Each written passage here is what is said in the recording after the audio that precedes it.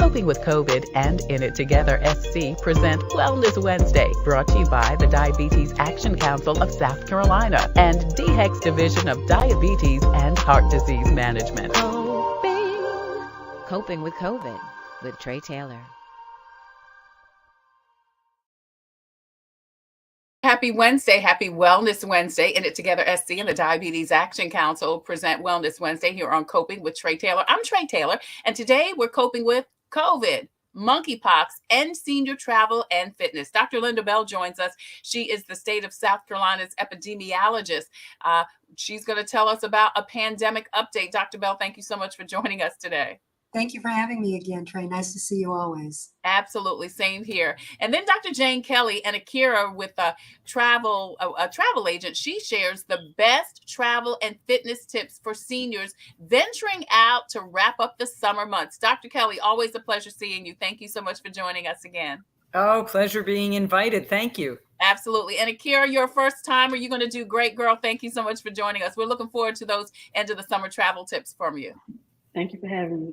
Absolutely. That and more coming up next on Coping with Tre Tailor on Wellness Wednesday from In It Together SC and the Diabetes Action Council. But first, your COVID community updates. President Joe Biden has announced his 25th round of nominees for the United States Court of Appeals for the 4th District, and Columbia Attorney DeAndrea Benjamin is on the list. The City of Columbia Municipal Court judge was previously the Assistant Solicitor and Assistant Attorney General in the South Carolina Attorney General's office. The wife of former Columbia, South Carolina Mayor Steve Benjamin has the support of Congressman Jim Clyburn. South Carolina State University has fired their athletics director. Stacey Danley had been in the position since 2017. The school has tapped Keisha Campbell as their interim director of athletics. The former AD for Hampton University was previously the school's women's basketball coach and director of championships for the NCAA. And the Bidens are vacationing in South Carolina. Kiowa Island has confirmed the president and first lady will arrive sometime today. No word on how long they'll be here, but if you're in the area, look out for increased traffic delays and safety measures. SC DHEC has your most up-to-date list of times, dates, and location for COVID testing and vaccinations in and around South Carolina. Visit scdhec.gov for more information. Also, throughout the show, you will see scrolling at the bottom of the screen information about all of the COVID testings, the locations. We'll also give you information about other places you can get tests and also employment updates, back to school events, and more, including where you can get those 5 free rapid self-COVID tests by logging on to covidtest.gov.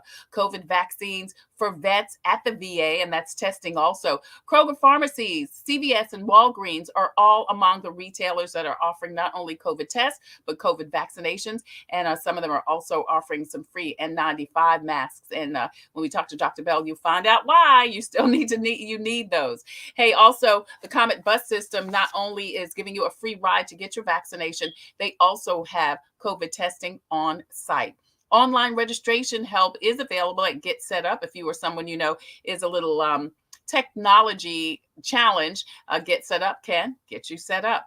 FEMA is still doing their COVID reimbursement for anyone that lost a loved one due to COVID. You see the information on the screen there. And then financial resources, including the SC Bar Association and SC Legal Services. They've got a toll-free number and website for rental and mortgage help. Lexington County has a bill assistance program. SC Housing and Dominion Energy has a rental and utilities assistance program. And then if you or someone you know is having a challenge coping with COVID, they can contact the South Carolina Department of Mental Health 24-hour assistance line. Call SC HOPES. Now, the South Carolina State Fair is looking for temporary employees to work the state's largest event, October 13th through the 23rd. Benefits include VIP parking, free admission, tickets, breakfast, and more. Visit scstatefair.org/employment for information. If you can sing, American Idol is doing their online auditions. The Southern auditions and the online auditions are happening this month. You can see that information on the screen. You can contact American Idol or go to their website for more information. Several back-to-school events are going on in the next couple of weeks. They're happening in Casey, Richland 2, Lexington, Alvin S. Glenn. You can see those scrolling on the screen right now.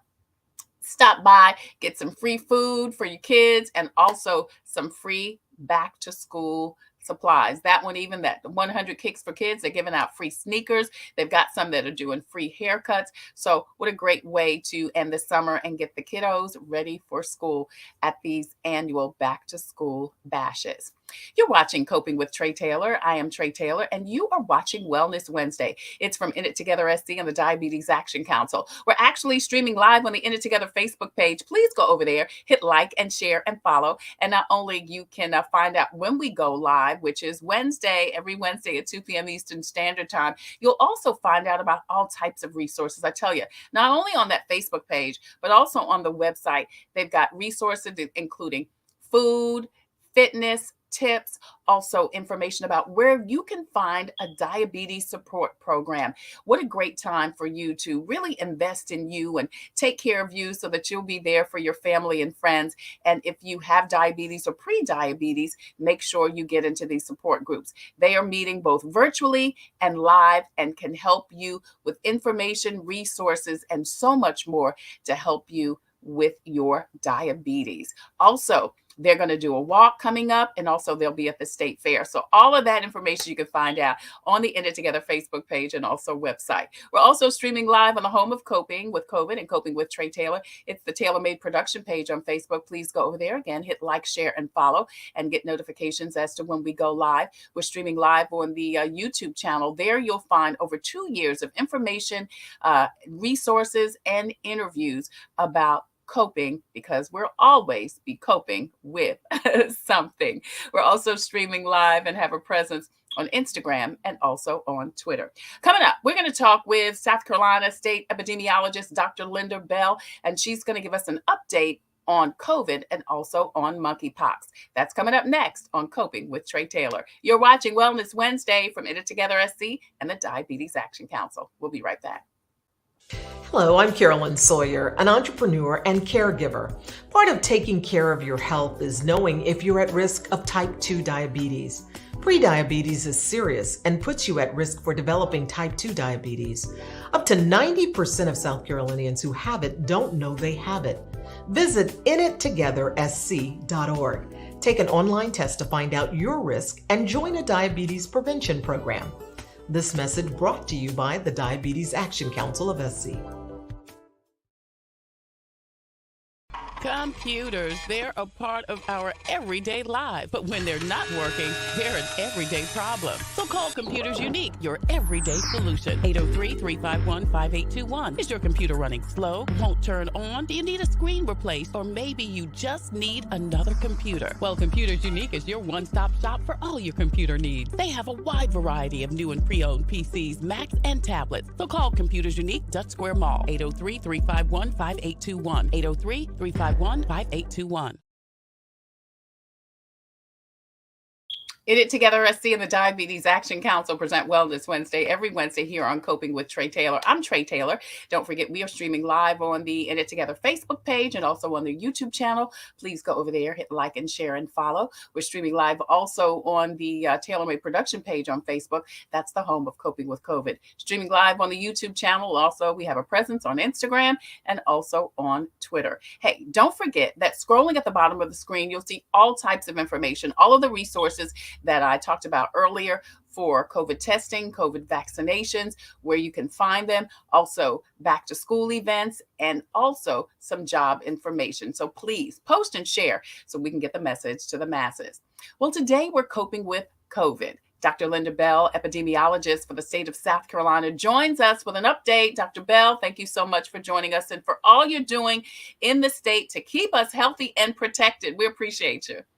Thank you. Thank you again. Absolutely. So, Dr. Bell, the COVID numbers seem to be going up. Is that the case? And if so, what is the cause? Well, yes, unfortunately, it is the case that we are seeing an increase in cases. First thing I would like to say, because of the importance of people in the community sort of keeping track of what's going on in their communities in terms of disease transmission levels, is to please follow this by, you can get a link to this from the DHEC website to the CDC data tracker, because there's lots of information, current information about community COVID levels. And that's what people need to pay attention to to understand what prevention measures are recommended based on community transmission. And so, yes, our numbers are going up. The majority of our South Carolina counties are now classified as being areas of high COVID community levels. And for some time, the hospitalization rates and deaths were relatively stable, but we are seeing some indicators that even our hospitalization rates are going up. And so what that means is we're seeing indicators of those complications of COVID that can be prevented if people take the appropriate measures, and most importantly, if people get vaccinated. Right. So what seems to be the cause? You mentioned a community. So does that mean people are going in large kind of closed events and not masking up or are unvaccinated? Does that seem to be the problem? That is part of the problem. There are a number of related issues. We have previously seen disease levels at about this height, about this level of community transmission, but those were during periods when people were observing more prevention measures. They were focusing more on physical distancing, on the use of masks and hand hygiene. So people were really paying more attention to COVID transmission then, I believe, than they are now. So when we are not practicing the recommended prevention measures to prevent exposure, we will see rates go up. But some other factors are that this is a really tricky virus. And we keep seeing the occurrence or the emergence of new variants. The newer variants are more easily transmissible from person to person. So we're seeing these multiple driving factors that we have fewer prevention measures in place, and we have subvariants of the virus that are more easily transmitted from person to person. And so the importance of paying attention to community transmission levels and really paying attention to self-protection with masks and physical distancing when indicated. And I will just keep going back to the importance of getting vaccinated. And now we have vaccines available for everyone age 6 months and older. And the vaccination against COVID is recommended now for everyone 6 months and older, unless they have some contraindication or some medical reason not to be vaccinated. Well, I'm going to get to the vaccinations for the little kids in just a minute. But first, I want to ask you, so one, what should we do? I mean, you're saying go back to what we were doing before. So you're saying basically make sure your hands are washed, mask up, and get vaccinated. Is that what your recommendation is? Yes. So given the COVID community levels at this time, it is recommended that if you're in a community where there's a high level of transmission, that you do wear a mask whenever you're indoors. Or if you anticipate that you're going to be in close physical contact with others and you can't protect yourself from that exposure, then yes, you should be wearing masks. So I'm not saying that we should be going on back to all of the former restrictions, because we do, of course, everyone wants to move on with their lives, and we cannot keep these restrictions in place forever. But we do need to be aware of times when disease transmission is high and that there are measures we can take to drive it down. So we can't completely abandon these, and also being aware of underlying risk factors that people may have with coexisting conditions or coexisting conditions, chronic medical problems, and the people that you have close contact with, your household contacts. Those people might need to take special precautions when transmission levels are high. I'm glad you mentioned that, because as you know, the show is sponsored by In It Together SC and the Diabetes Action Council under SC DHEC. And, we talk about just that, folks with comorbidities, high blood pressure, heart disease, diabetes. And these are the people that you're saying that if these people are going out, they need to protect themselves. And if we're around these people, we need to protect them. That's correct, because people with chronic medical conditions like heart disease, lung disease, obesity, diabetes, compromised immune system are at higher risk of having complications should they be exposed and infected. And so we see a higher rate of hospitalizations and unfortunately deaths among individuals who have those chronic underlying conditions. And for that reason, they should take special measures to protect themselves from exposure. Or if you're around someone and you may do fine, but will you bring the virus home to someone who may suffer complications? And so we need to protect them. And that's true for the vaccinations as well. Yeah. In It Together SC and the Diabetes Action Council present Wellness Wednesday every Wednesday here on Coping with Tre Tailor. I'm Tre Tailor, state epidemiologist. Dr. Linda Bell joins us with a COVID and monkeypox update. We'll get to monkeypox in a minute. I want to ask, though, first, Dr. Bell, is there a vaccine for the new strains? You mentioned that that's a lot of the problem of why, COVID is still a thing because of all of the new strains. Are those of us who got the initial vaccinations, are we protected against the new strains, or are there additional vaccines we need to be having? Well, unfortunately, these subvariants are emerging rather rapidly. They continue to identify new variants of concern. Now, the vaccine development to match those new variants of concern doesn't come as quickly as the new variants themselves. You asked a question about those of us who were vaccinated at the very beginning. Are we still protected? So we do know that even the first developed vaccines do confer good protection against COVID. However, that immunity may decline or wane over time. That's the reason for the recommendation for the booster doses. And so we are hoping that people will complete the primary series of vaccination and will get the booster dose as indicated for their current health status and their age group. And new vaccines, they're continuing to look at the development of vaccines that can be tweaked to match the emerging variants. But again, because the virus is mutating, if you will, so quickly, I will just focus on the fact that if you're vaccinated, those vaccines do offer good protection against the severe complications. That's what we're most worried about. We know that there may be breakthrough infections, that you may still become ill, but you're less likely to be hospitalized, less likely to die if you've been vaccinated with one of the available vaccines. Do you think it's going to be a time when we will need to be boosted or vaccinated on an annual basis, just like, we get our regular flu shots?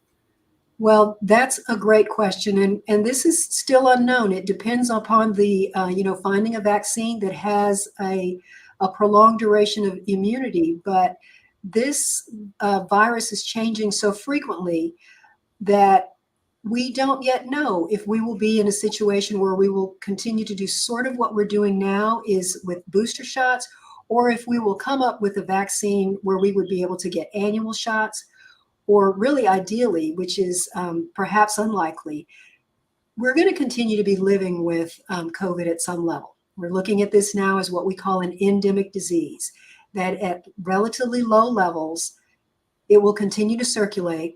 We will likely continue to see surges, and depending on the emergence of these subvariants. And so because this virus behaves differently, even from the small shift in the annual flu strains that circulate, which is why it's effective to have annual flu vaccinations to match the strain, the virus that causes COVID disease is just changing more frequently. So we will continue to monitor, we'll continue to communicate guidance about when boosters are recommended, and just the best means to get the best protection from available vaccines. It's Dr. Linda Bell. She is a state epidemiologist with SC DHEC. She joins us here on Wellness Wednesday from It Together SC and the Diabetes Action Council. I'm Tre Tailor. Dr. Bell, you mentioned the kids vaccine, and of course, it was recently, a couple of months ago, approved. Do we know if they will need a booster?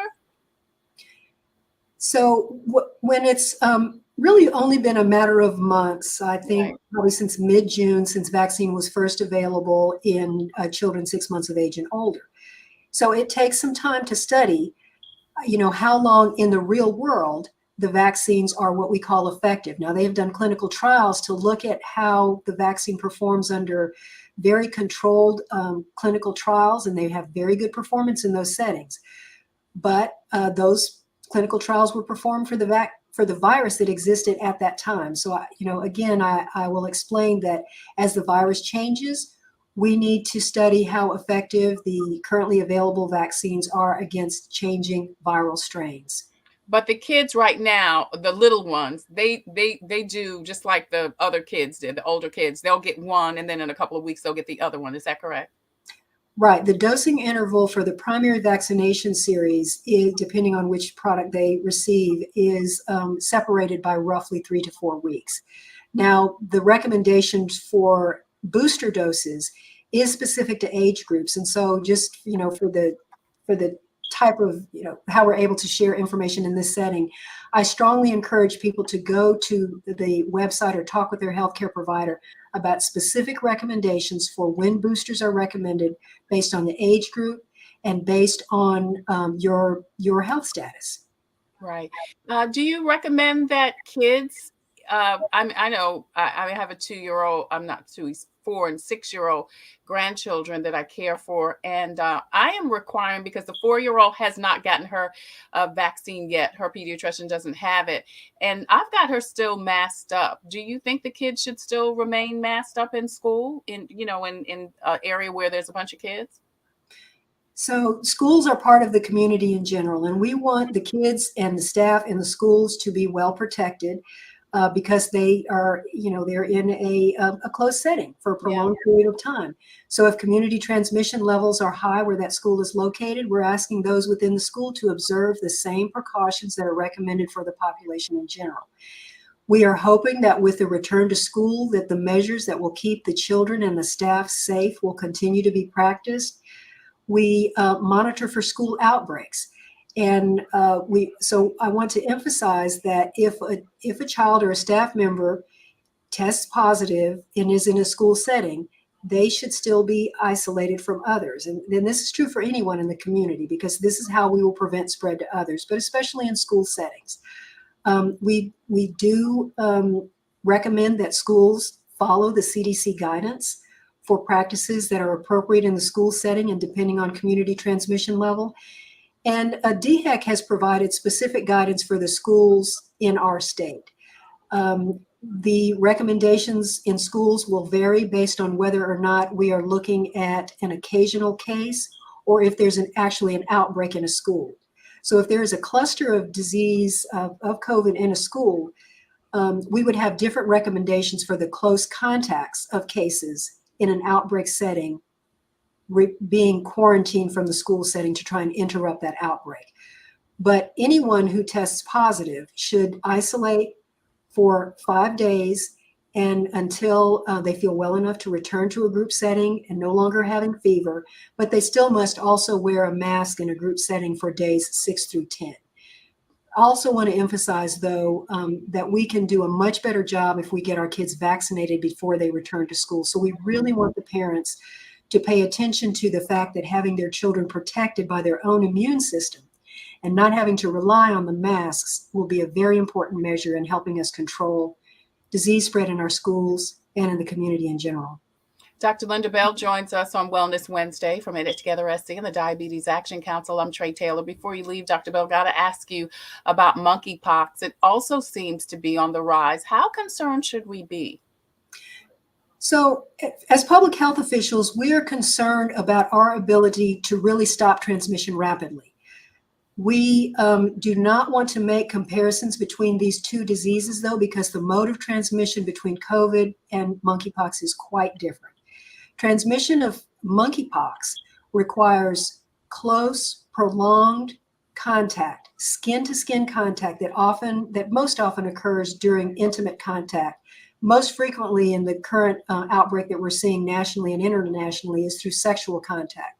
It's not a sexually transmitted disease, but it's just the nature of that close, prolonged skin-to-skin contact with someone who has active lesions and is actively infected. So this is not the kind of transmission that we would expect to occur in community settings. 99% of the cases that have been identified in the United States are among men. When we do our case investigations and contact investigations, who report that they are either gay, bisexual, or that they are men who have sex with men, that's 99% of the cases. So that tells us that is the population at highest risk that we are focusing on for prevention. Spread into the general population, we still consider the general population to be at relatively low risk. But anyone who has close, prolonged skin-to-skin contact of an intimate nature could be at risk of transmission. And so this is something for general awareness. However, the risk to the general population is low. Right, right. So how do we prevent the spread of monkeypox?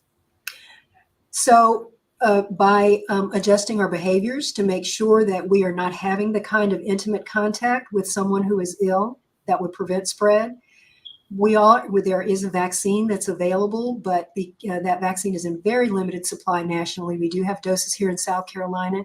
And so we are specifically targeting those who are the close contacts of known cases to make sure we can get vaccine for them as quickly as possible after exposure to prevent disease, and also to people who may be at risk of exposure through certain behaviors. That we have DHEC appointments in our clinics statewide to offer the limited number of doses to individuals who are in our current eligibility criteria. They must be 18 years of age and older, men who have sex with men or bisexual or gay, who may have been exposed in the past 2 weeks and who report multiple sexual contacts. So that's our focus group right now for the use of the vaccine.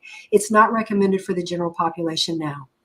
And how effective is the vaccine, and how is it administered, and how long does it last? So the vaccine has been tested. This is actually a vaccine for smallpox. This is the monkeypox is caused by a virus that's in the same family as smallpox, a disease that has been eradicated by a successful vaccination campaign back in the 70s. And so this is a vaccine that has been tested against smallpox, and it has demonstrated some effectiveness in prevention of monkeypox. These questions about how long the duration of immunity is, we are studying the effectiveness of the vaccine. It's called the Jynneos vaccine, in controlling the current outbreak, because it really hasn't been used in this type of setting before. So this is an evolving situation, and we continue to learn more about the effectiveness of our prevention measures. We do not want to be in a situation with COVID where we perhaps missed a window of opportunity to stop transmission. Right. We still have the opportunity to do that for monkeypox, or actually another strategy is avoiding stigmatization associated with this disease. So even things like the name monkeypox, we refer to it as mpox. We don't want the population that is most impacted now to be discriminated against or to be stigmatized. And so we want them to seek care if they need care, to follow prevention behaviors. So that's another important measure in controlling this disease, not missing this window of opportunity to stop transmission. There have been previous smaller outbreaks in other parts of the world. And when we, public health officials, implemented ring vaccination campaigns around known cases, they were effective in stopping transmission. And this is what we hope to do now. But the number of cases that we're seeing nationally now do concern us in public health, and we cannot miss this window of opportunity to stop transmission.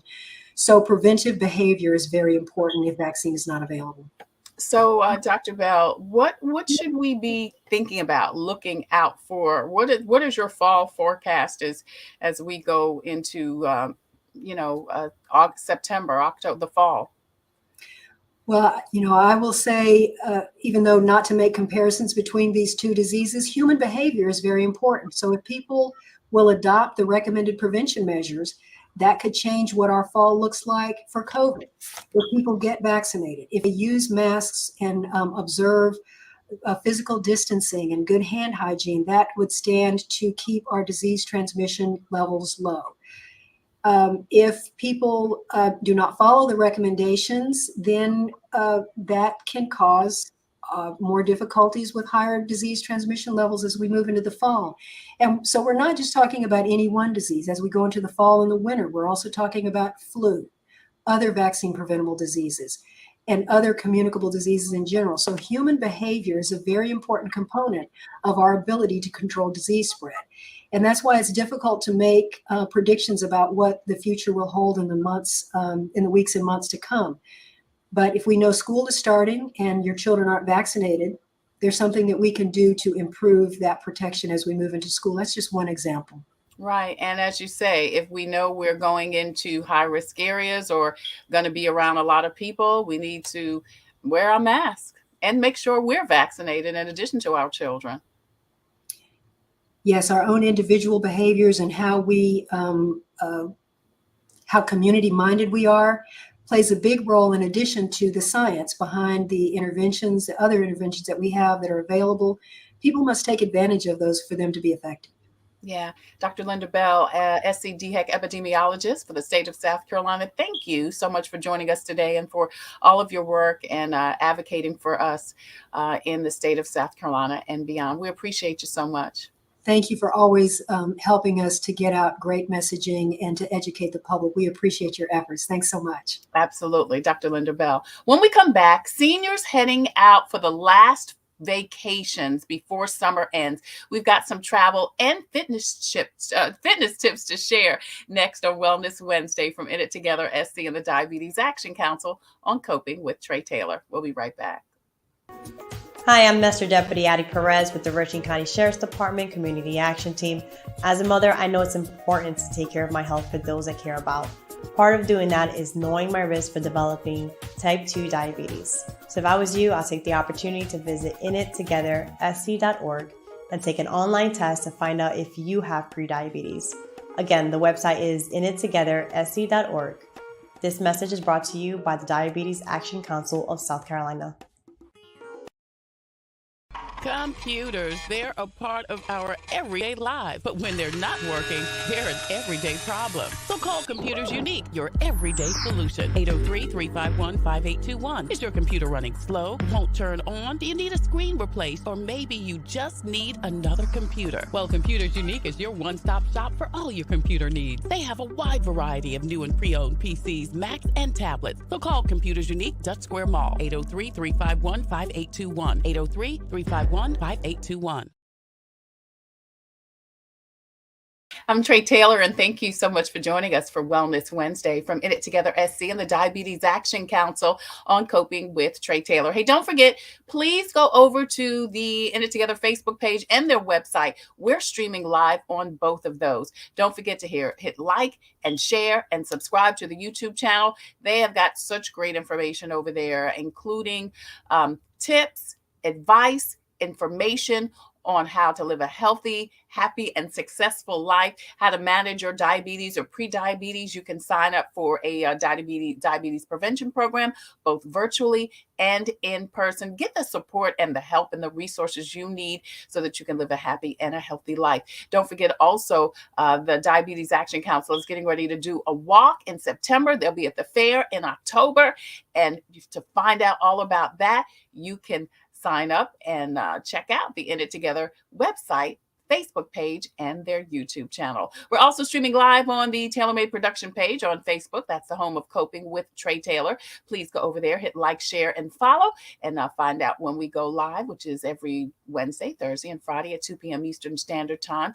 Our YouTube channel has so much great information. 3 years we've been on the air now, gosh, of content, advice and information, and also interviews. We also have a presence on Instagram and also on Twitter.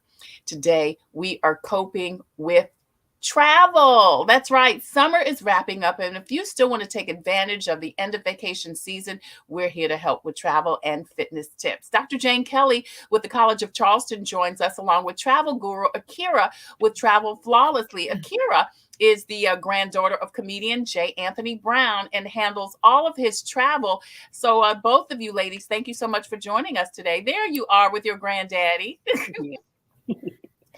So I have to ask you first, Akira, before we start, how challenging is that, handling your grandfather? Look, not handling his travel, just handling him. Just handling him is perfect example. He was messaging me about Martha's Vineyard, but he texted me Martyr's Venue. So I'm looking that word up, and it's literally a place. So it's like that happens with him all the time. I have to try to figure out like what are you talking about? Yeah, like in between what he's saying, because he's like, I don't know, baby girl. Like I don't know. Okay, I'll figure it out. that is hilarious. So he was trying to go to Martha's Vineyard, and he texted you Martyr's Venue. Yeah, like Martha's Vineyard, and it's like a place in Chicago. Like it's literally a place, and I was going to book it, and I'm like, oh, let me ask him because this looks wild. I love that. So, Dr. Kelly, let me start with you. Is there anything we need to do before we get ready for a trip? It's seniors and anybody. Well, of course, the things I'm going to say have always been true, but they're, even more important nowadays because I think people are returning to travel. Airports are busier, train stations are busier than usual. And so it is very worthwhile to plan ahead. And when I say plan ahead, way in the beginning, for example, a lot of people are not aware they can get senior discounts. Now, I know this isn't medical information, but this is important information that you can get senior discounts. It is always worthwhile asking. Different airlines, different stations, they're going to vary in their policies. But asking about those discounts is the first place to begin. The other thing I would begin, though, with advanced planning is, if you have medical conditions, chronic medical conditions like diabetes, high blood pressure, it's worthwhile talking to your doctor ahead of time, or at least going on the CDC travel website to look for some suggestions. Make sure you've got a supply of your medications. Sometimes people think, I'm just going on a 5-day trip, and it turns into a 2-week trip because of COVID or flight delays or something happens along the way. And you want to make sure you have an adequate supply of your medications. And of course, you always put your medications in your carry-on, not in your checked luggage. But the that's other so thing, good, because I'm just thinking, because if your luggage gets lost, your medicine is lost. Absolutely. And sometimes people think, but I can't put liquids in my carry-on. If they are medical liquids like insulin or something having to do with, medication that you put in a nebulizer treatment or something, if it is a liquid medication, you can, they have bigger, the restrictions are not the same. You can take larger quantities. You're supposed to put them in a separate Ziploc bag from your toiletries, but medical liquids are different. So having your medications, including any liquids, in your carry-on bag, that's something to think about ahead of time. And not just medications. We know, unfortunately, sometimes there are delays. You can be stuck on the tarmac. And that is so important to bring with you water, snacks. Now, I know you can't carry liquids through security, but you can carry an empty water bottle. Yeah. Once you're through security, fill it with water right then and there so that you've got your water, your snacks, even simple things like a pillow or a blanket. Those planes can be cold. And, for an overnight flight, often the airlines have blankets available, but not for those daytime flights. So if you're thinking, it's 90 degrees where I live, I'm going to be wearing, a sleeveless shirt, you might be surprised on the airline. It's worth bringing that sweater or a blanket, something to keep you warm during that flight. Yeah, those are such good tips and so many things to think about. I was just thinking about, I just did a 10-day trip with 2 toddlers, and oh my. And you know what? Dr. Kelly and Akira is laughing because she helped me with a part of it. I did all of that for the kids and didn't do it for myself. I mean, they had their water bottles, they had their blankets, they had their pillows, all of that. But I didn't think about doing it for myself. So those are just things we really need to be conscientious about, and even have a checklist, because even if we think we know these things, when you are caught up with packing, it's easy to forget. Oh, I'm a list maker. I'm with you absolutely there. Yeah. Akira, are there some good travel deals right now as we wrap up summer? There's always deals. I have access to many vendors. Just with South Carolina, though, I normally, a lot of times when I book with older people, they love Savannah or like Hilton Head or Myrtle Beach. So there's always definitely specials in that area for sure. Anything you can tell us about right now as far as a travel deal for August, September? Yes, ma'am. For right now, we have Myrtle Beach starting at $89 for the rooms. And then they also offer different like day trips and boat cruises. So different attractions are like guided tours. And I have many of those on my website right as well. But definitely we do have many specials and deals. And I can create custom itineraries. So anything that you may want to do, I can put it together for you. So you talked a lot about a couple of things for South Carolina. What about if someone wants to go outside of the state? What are there any suggestions right now that people should look into? I mean, yeah, going outside of the state is fine. Like there's not really any restrictions as far as travel. Like any place they want to go, maybe New York, Chicago, or Los Angeles, they're anything that anyone wants to do, such as maybe Universal or Disney World or like beaches or certain cruises, I can get them access to. So let me tell you, I will mention one thing about Universal. Akira booked us some tickets to Universal, Dr. Kelly. And right now, Universal has a deal. If you buy whatever tickets you buy, you can use them again sometime this year. So that was great. So me and the kids went to Universal, but for that $100 ticket, and it's high, but if you think about it, anytime this year, you can go back to Universal on that same ticket. So that makes the ticket half price. That is a good deal. I love Universal. I'm signing up. I thought that was an excellent deal too. Do you find a lot of those kinds of deals right now, Akira? Is that is that normal for amusement parks or for attractions? Not necessarily Universal. So when I saw that one, I was like, we definitely have to get that one for you all to go. But there are normally, since I have access to the vendors directly, I'm usually able to see a lot of different specials and deals that the public may not see. So yes, definitely, but just not Universal too much. What about Labor Day? Labor Day is coming up in just a couple of weeks. I can't believe, and that's the official end of summer, supposedly, even though here in South Carolina, we've got at least 60 more days of hot weather. Is it too late to find something good that's cost effective or cost efficient for Labor Day? Oh no, there's plenty of time. I mean, like I said, I work with my granddad, and I can get a call at midnight, like, "Hey, I need you to book me a flight at 6 o'clock in the morning." So it's like working last minute is fine with me. I would just say like maybe at least a day in advance, so we can get you some decent tickets as far as like plane tickets. But yeah, there's still plenty of deals. But anything? Can you suggest anything? Do you know anything offhand? The main, I would say, in New York, there are a lot of musicals. I get a lot of calls about that, like people wanting to go to different musicals. So I would say there are a lot of specials with that. Definitely with different amusement parks, Disney World, Universal, SeaWorld. So I would suggest any of those. And definitely the beaches and the dinner cruises, definitely.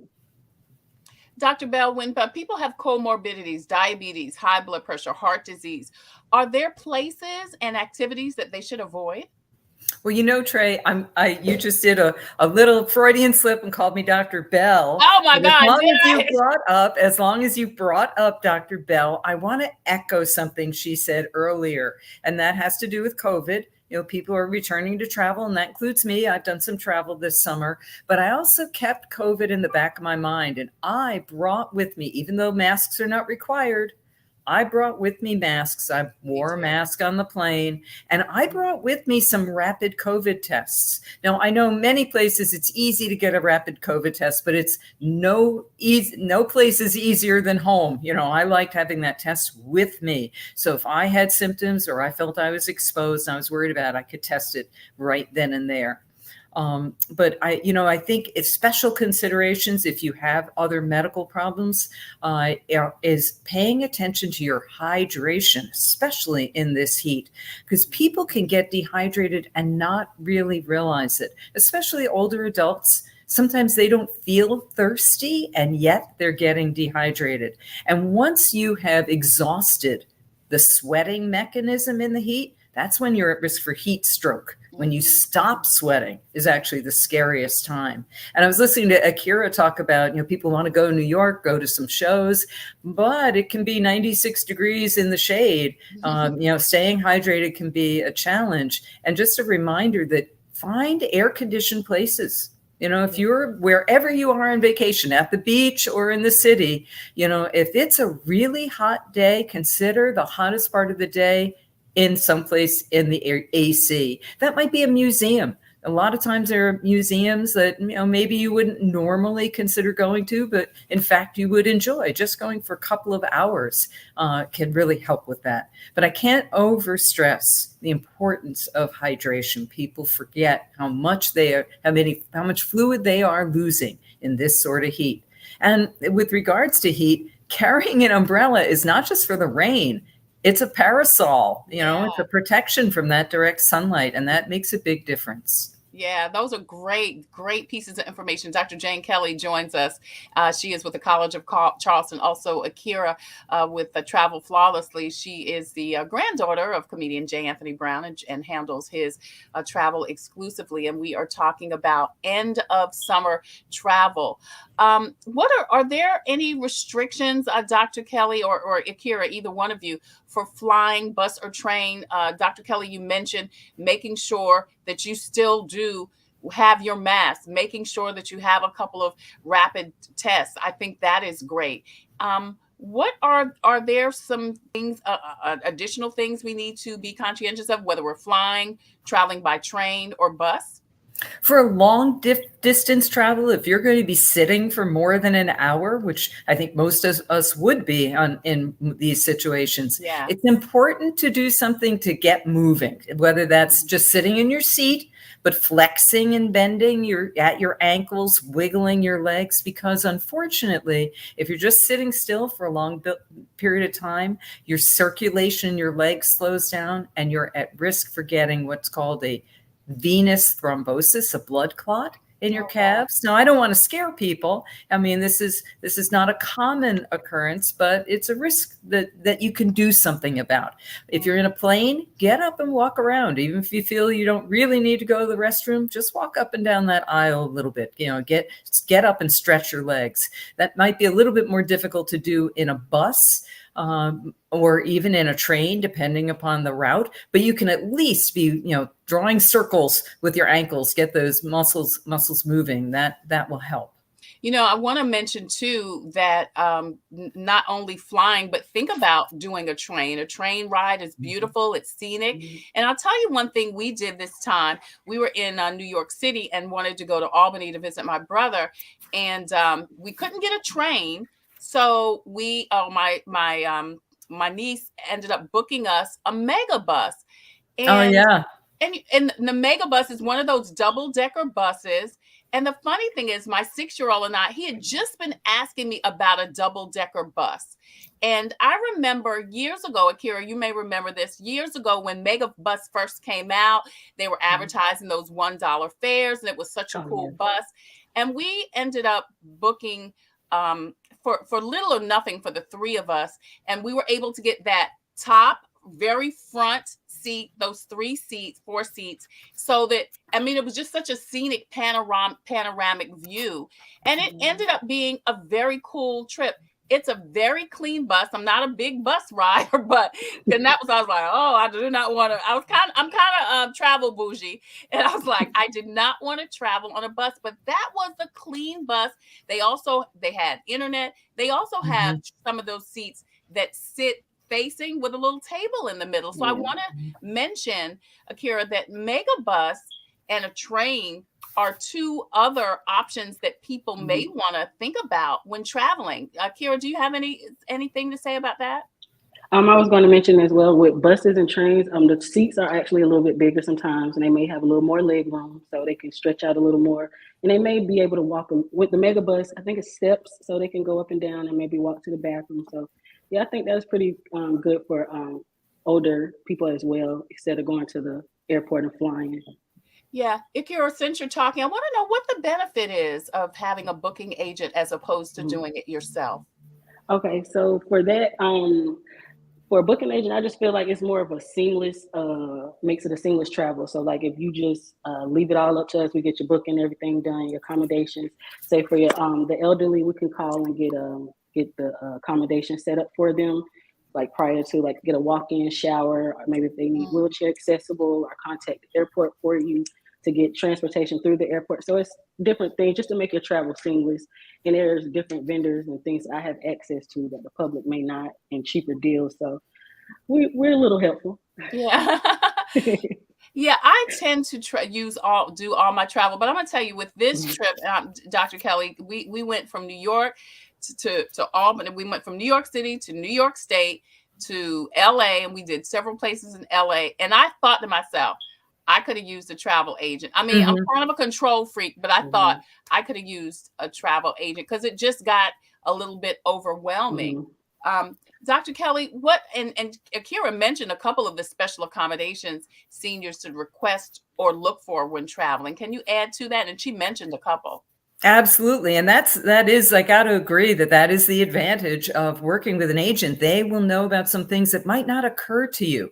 For example, people, I think, know that they can bring certainly a cane or a walker on a plane. But did you know that you could bring a wheelchair? And for many flights, you can even bring an electric scooter at no extra charge. Now, that may not be true of all flights, all airlines, but that's the sort of thing that an agent can kind of help figure out with you. Another feature is people may not realize if you have an elderly relative who's traveling, that you can get a pass so that you can escort them to the gate. Even if you're not traveling, you can escort your elderly relative to meet them at the gate or to help deliver them to the gate. It's the sort of thing people don't know about to ask that can make a big difference. Yeah. All of this is such great information. And like I said, we still have, many more months of great vacation months to go. And, we just wanted to give you some information so that you can travel seamlessly and successfully. Dr. Jane Kelly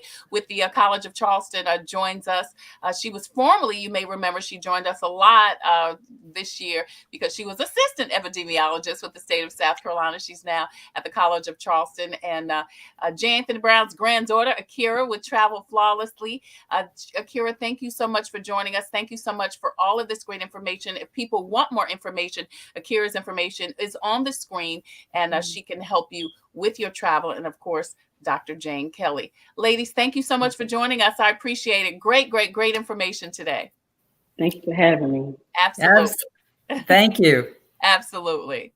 Listen, if you have a product or service that could help someone cope with COVID, please email booking@copingwithtretailor.com. If you have a story or initiative that could help someone cope with COVID, please email copingwithtretailor@gmail.com. We would love for you to be a proud sponsor, just like In It Together SC and the Diabetes Action Council, also Javis Financial Services, the Fifth Circuit Solicitor's Office, Attorney Byron Gibson, the Comet Bus System, Agape Counseling and Training Services, Black Pages Black Expo, and Computers Unique Dutch Square Mall. Now, coming up tomorrow, we're going to talk with attorney Tamika Isaac Devine and Holly Holiday with Sister Leader, Sister Vote. They are going to give us a Roe v. Wade update.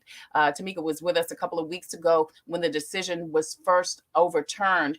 And she said she was going to come back, and she is going to come back tomorrow along with Holly Holiday. I'm telling you, Holly has some amazing information. She's got some great information. So please join us tomorrow for a special 1 hour Coping with Tre Tailor. Usually on Thursday and Friday, the show is 30 minutes, but both of these ladies had some great information to share. And then we're going to talk with a facility on Friday that offers care and services to those seeking pregnancy options. And we're going to find out how Roe v. Wade is affecting them and what they can now offer you. We'll talk to the folks from Daybreak on Friday, if we can see that graphic, Daybreak on Friday, coming up on Coping with Tre Tailor. As always, I leave you with a spiritual reading from Jesus Calling. Today is August 10th, and this says, "Relax in my healing.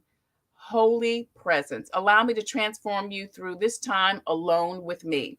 As your thoughts center more and more on me, trust displaces fear and worry. Your mind is somewhat like a seesaw. As your trust in me goes up, fear and worry automatically go down. Time spent with me not only increases your trust, it also helps you discern what is important and what is not. Energy and time are precious, limited entities. Therefore, you need to use them wisely, focusing on what is truly important. As you walk close to me, saturating your mind with scripture, I will show you how to spend your time and your energy. My word is a lamp to your feet. My presence is a light into your path." That's your Jesus Calling for today, August 10th. I'm Tre Tailor. Thank you guys so much for joining us today.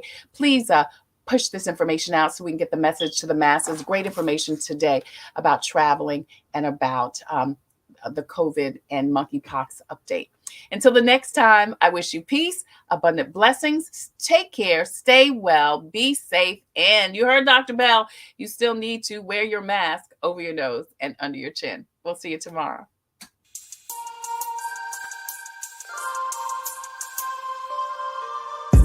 Coping, find peace of mind to survive through whatever. Coping, learning the way that we thrive all together.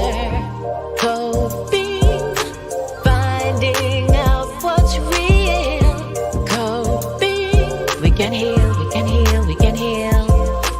Coping with stress, coping with strife, bringing hope for success, for improving our life.